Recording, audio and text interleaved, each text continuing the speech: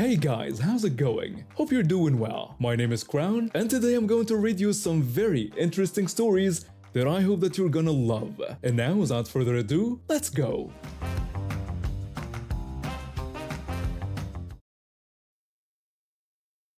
I live on my family's ranch. We're not a massive industrial operation, just a modest place with enough cattle to make a living. Times have been tough lately with hay prices through the roof, so we needed to sell some cows just to afford feed for the others. I put up listings on Facebook Marketplace and a few other sites. We had different groups of cows, some ready for sale to other ranchers, and others we'd separated into a different pen because they were heading to the butcher this summer. A woman messaged me asking if she could come by and look at our cattle. We went back and forth about what kind of cows we had available and agreed on a time for her to visit. When the day came, she didn't show up. No call, nothing. Later that evening, I got a message apologizing for missing our appointment and asking if she could come the next day instead. I told her I'd be busy in the morning doing ranch work but could meet her in the afternoon. She agreed, and we settled on that plan. The next day, I was out running hay to our cattle in the north pasture. When I pulled into our driveway around noon, I noticed an unfamiliar car parked there. As soon as I stepped out of my truck, a woman walked up to me. She demanded to know where I had been, her tone impatient. I explained that she was early and reminded her that I mentioned I would be doing work with the cows, but added that I could spare some time to show her around quickly.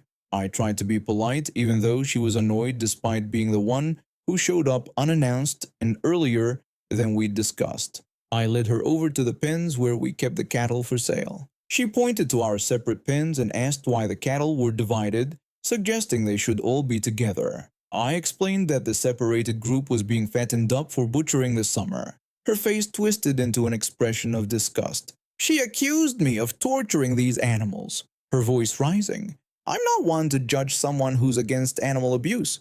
In fact, I'm with them. Some big industrial operations do treat their animals horribly, and it's a problem. I pride myself on treating our animals well. Cows provide us with food, so I make sure they're taken care of properly until the end. But what was this lady expecting? She came to a cattle ranch. Of course, some cows are going to end up as food. I told her that our cows were treated well, and that we ensure their deaths are quick and painless. I then redirected her attention to the cows she was actually here to see. She scoffed and followed me. I led her to the pen with the cows we were selling. It was then I noticed she had a small trailer hitched to her car, barely big enough for one cow. At this point, she called out to her car, and a young boy, maybe 10 years old, hopped out and ran over to us. That's when I realized what was happening. This wasn't a fellow rancher looking to buy cattle. This was a suburban mom buying her kid a pet cow. She asked her son which cow he liked, encouraging him to make a selection. The boy pressed his face against the fence, scanning the herd before pointing to a young calf that was still nursing from its mother. I explained to them that if they wanted that particular calf, they would need to purchase the mother as well, since the calf was too young to be weaned. The woman questioned this requirement. I confirmed that both would need to be purchased together and mentioned that since the cow was a protective mother, it might be better to look at other options. The boy started whining, insisting he wanted that specific calf. His mother backed him up, explaining that her son wanted the cute small one, and she didn't want anything too large. I suggested they look into miniature cows instead and offered to provide contact information for sellers who specialized in them. She dismissed this idea, emphasizing that she was already here at our ranch. The child then asked his mother if he could pet the cow. I immediately told him no. Despite my warning, the woman told her son he could go ahead, questioning what the big deal was since he just wanted to pet the cow. This woman had no idea about the first rule of cattle. Be aware of your surroundings. If you see a cow with a calf and the mom is alert and defensive, you stay away. This kid was too young to understand, but his mother should have been looking out for him. The mother of that calf was one of our most temperamental cows. She wouldn't tolerate anyone near her baby. Before I could stop him, the kid had squeezed under the fence panel and was in the pen. I immediately turned to grab my cattle prod from my truck. A cattle prod is just a long rod that delivers a light shock to the cattle, similar to a shock collar for dogs. just on a stick so you can keep your distance. While I was grabbing it, the kid approached the calf. The mother cow was giving all the warning signs, head up, ears forward, pawing at the ground. The kid got close to the calf and it got spooked. Unlike horses that kick backward, cows kick to the side. The calf kicked out and caught the kid square in the side of his head. He fell over and started screaming. His mother started screaming too. A part of me felt vindicated seeing this woman face the results of ignoring my warnings. But with all the screaming, the rest of the cattle were getting agitated. I grabbed my cattle prod, rushed into the pen, and just as the mother cow was about to charge the fallen kid, I managed to herd her away. I scooped up the crying child and got him out of the pen, handing him back to his mother. I told them they needed to leave the property immediately and suggested they take the boy to a doctor. The woman began blaming me for the incident, claiming I should have had the animals better contained and threatening legal action. She kept yelling as I helped them to their car, but I tuned her out. I can't stand people who think they know better than everyone else, who ignore basic safety warnings and then blame others when things go wrong. As they drove away, I checked on the cows. The mother and calf were still agitated, but calming down. I spent the next hour soothing the herd, thinking about how lucky that kid was.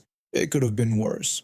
2 weeks later, I got a letter from a lawyer claiming damages for the attack on their property. I sent over the footage from our security cameras that showed the woman allowing her child into the pen against my instructions.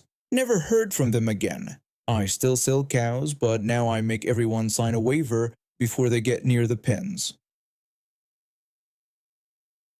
I need to tell you about how I saved my little brother from our nightmare home life. We were never above middle class in finances. I was 20 at the time and had moved out on my own, which was a blessing considering the situation. My brother and I never had a father in our lives. He left when we were young, so we had to learn how to be men on our own. We taught ourselves how to shave, how to fix things around the house, stuff most kids learn from their dads. Our mother had some serious issues. Over the years, she started becoming more interested in women, which wasn't the problem. The real problem was that she hated all men. If she could spit at every man who walked down the street, she would. Trust me. Her hatred of men meant my brother and I got the worst treatment in the house. In her eyes, we were our father's offspring, so we were just as bad as him. We were reminders of the man she hated. When I finally moved out and got my own place, things got worse for my brother at home. He would call me from the house phone almost every night in tears, telling me what was happening to him. I would ask him how things were going, and he would respond through his sobs that things weren't good. He would explain that our mother had bought new clothes for the girls again, while he got nothing. When I asked about the clothes I had bought him the previous month, he told me that she had taken them away, claiming they were too nice for him. The situation kept escalating. My mother would buy cheap, baggy clothes for my brother while spoiling my sisters with expensive things. She encouraged my sisters to pick on him and torment him. It was like she was punishing him just for being a boy. Then one night, I got a call that broke my heart. My brother was crying harder than usual, begging me to help him. When I asked if he was hurt, he explained that my sisters had held him down and put nail polish all over his face. They were making him look like a clown and laughing at him. When I asked where our mother was during this, he told me that she had been watching and had even given them the nail polish. She had been laughing along with my sisters. I asked if they had hurt him, and he said his arms were sore from being held down. He added that our mother's only concern was to make sure they went outside so they wouldn't get nail polish on the carpets. I was furious. This wasn't just sibling rivalry or teasing. This was abuse, and my mother was encouraging it. I asked her multiple times to let my brother come stay with me, but she refused. I pleaded with her, telling her that he was miserable there and asking if he could stay with me for a while. She responded that he was her son and would stay with her. She warned me not to come to her house or she would call the police. When I pointed out that he was being abused, she told me to mind my own business, reminding me that I had left and should stay away from them. She even threatened to call the police if I came to check on him. I knew I had to do something. That's when I came up with my plan. During the years I lived at home, I knew my mother smoked MJ. I had once found her stash and it was a lot of MJ, not just a small amount for personal use. We're talking dealer level quantities. So one night I drove to her neighborhood and called the police. I reported that I was driving by a house that smelled of MJ. Then I parked down the street from our family home and waited. A few minutes later, I heard the sirens. When the officer arrived, he approached my car. He asked if I was the one who called about the MJ smell. I said yes, but added that there was something else he should know. I explained that the woman who lived there was my mother and that she had been abusing my younger brother for years. The officer looked concerned and called for backup, explaining it could turn into a domestic situation. When the second officer arrived, they both approached the house. I couldn't hear the conversation from where I was, but I could see my mother at the door, gesturing and shaking her head. The officers then returned to their vehicles and made some calls. I later found out they were calling for a warrant. About 30 minutes later, they went back to the house with a warrant. This time they went inside. When they came out, my mother was in handcuffs. They had found her stash and it was even more than I had expected. I approached the house once she was in the police car. My brother was sitting on the porch with one of the officers, looking scared but somehow relieved. My sisters were inside, crying and confused. My brother saw me coming and said in a quiet voice that I had come back. I told him that I would never abandon him. The officer allowed me to talk to my brother and he explained everything to them, backing up what I had told them about the abuse. The officers took statements from both of us. One officer told us that they would need both of us to come down to the station to make official statements. I asked what would happen to my brother now. The officer explained that Child Protective Services would be involved, and they would look into placing him with a family member if possible. I told the officer that I wanted my brother to live with me, mentioning that I had my own place and a steady job. The officer told me that I would need to discuss that with CPS, but given that I was family and an adult, they would definitely consider it. What followed were weeks of court sessions, meetings with social workers, and paperwork. My mother was charged with child abuse and possession of illegal substances with intent to distribute. The quantity they found was enough to put her away for several years. In the end, I was granted temporary custody of my brother, which eventually became permanent. My sisters were placed in foster care throughout the state. I know that sounds harsh, but they had been so cruel to my brother for so long, encouraged by our mother, that I couldn't bring myself to fight for them too. My priority was my brother. The rest of our family mostly disowned us after this happened. They thought I had betrayed my own mother. Only a couple of aunts and uncles stood by us. Oh, and my mother's girlfriend broke up with her as soon as she was arrested, which didn't surprise me. It's been 5 years now. I'm 25, and my brother is finally smiling again. It's taken a lot of therapy, and he still suffers from post-traumatic stress disorder from the years of abuse.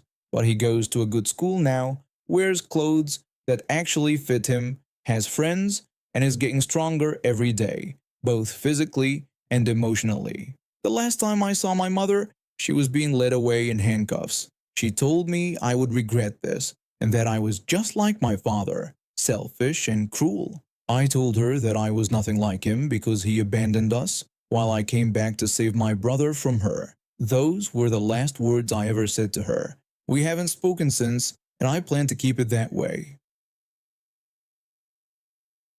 After dating my ex for almost 2 years, I had reached my breaking point. I should have ended things much sooner, but hindsight is always 20/20. I met him at a friend's party. He was charming, funny, and seemed interested in what I had to say. The first few months were great. We went on fun dates, had deep conversations, and he introduced me to his friends. But slowly I noticed red flags. He would get irritated if I disagreed with him, especially in front of others. He hated being wrong, and over time his reactions became more hostile. I work as a high school history teacher, so accuracy matters to me. My ex worked in finance in Manhattan, commuting from Long Island every day, a 90-minute train ride followed by a subway ride and several blocks of walking. His job required him to be confident and assertive, which I understood, but at home that meant arrogance and an unwillingness to admit when he was wrong. The incident that pushed me over the edge happened during a game night with 2 of his college buddies. We were playing a trivia game in teams, and the losing team had to pay for pizza and beer. These guys could each eat an entire pizza and a six-pack, so the stakes felt high to me, especially since I had the smaller paycheck. During the game, a question about the Civil War came up. My ex said that it started in 1859, looking smug. I politely corrected him, explaining that the Civil War started in 1861, not 1859. I could see his expression change. His friends looked uncomfortable. He asked if I was correcting him, his tone hostile. I explained that I was just trying to get the point for our team and reminded him that I teach American history. He accused me of thinking I was an expert on everything and showing off. His voice got louder. His friend tried to calm things down, suggesting we move on since it was just a game. But my ex wouldn't let it go. After his friends left, he exploded. He yelled that I had made him look like an idiot in front of his friends and called me a sanctimonious C-word. I was shocked. All I'd done was correct a historical date for a game. This wasn't the first time he'd called me terrible names, but it was the worst. I went to bed crying that night, wondering why I stayed in this relationship. The next day, while he was in the shower, his friend texted to apologize for the awkward night. We got talking, and he brought up a story about my ex from high school. He'd once ripped his pants in class, and since his parents both worked in the city, he had to wear basketball shorts from the Lost and Found over his ripped jeans all day. The teasing lasted until graduation. That's when the idea hit me. My ex had been verbally abusing me for months, and I was done taking it. I knew he wore his blue slacks more often than his other work pants. They were several years old, and I had helped him fix a hem a few months earlier. Something going wrong with them wouldn't look suspicious. While he was in the bathroom getting ready for work, I took my sewing kit's seam ripper and undid every third stitch along the seat seam of his blue slacks. Just enough damage that they wouldn't fail right away, but would give way during the day. He got dressed, kissed me goodbye, and left for his long commute to the city. Around lunchtime, my phone rang. I almost didn't answer, but curiosity won. I answered the phone. He was whispering, saying he needed help because his pants had ripped wide open during his presentation. I asked how that happened. He said the entire seat had given way, and everyone had seen his underwear. He told me he was hiding in the bathroom. I hadn't known he had a presentation that day. I'd just figured the pants would rip when he was at his desk or during lunch. I asked if someone at his office could bring him something to wear. He said no one there was his size, and he couldn't go shopping looking like that. He begged me to bring him pants. Now my ex knew I worked at a school across town and couldn't just leave in the middle of the day. I told him I couldn't leave work because I had classes all afternoon. He asked what he was supposed to do as he couldn't walk around like that. I suggested he wrap his suit jacket around his waist. He asked if I expected him to do that for the rest of the day in a business meeting. I told him I didn't know what else to suggest. Later that afternoon, I got several texts from him describing how humiliating it was to walk around with his jacket tied around his waist, especially since his underwear had visible skid marks. Several co-workers had noticed, and some had made jokes. A week later, I broke up with him. I couldn't take the verbal abuse anymore, and after what I'd done, I knew the relationship was over. He never suspected that I had anything to do with the pants incident. He had already quit his job because he couldn't face his colleagues. A month later, I ran into one of his friends who told me my ex was still upset about the wardrobe malfunction. My ex had been presenting quarterly projections to upper management when he turned around to point at something on the screen. And that's when the entire seat split open. The room went quiet before someone started laughing, and soon everyone was trying not to laugh while my ex stood there, unaware until he felt the draft. Guess I should have just broken up with him instead of seeking revenge. But there's something satisfying about knowing that every time he puts on pants for an important meeting, he probably checks the seams twice. And now we have reached the end of today's stories. Thank you for watching, and see you next time.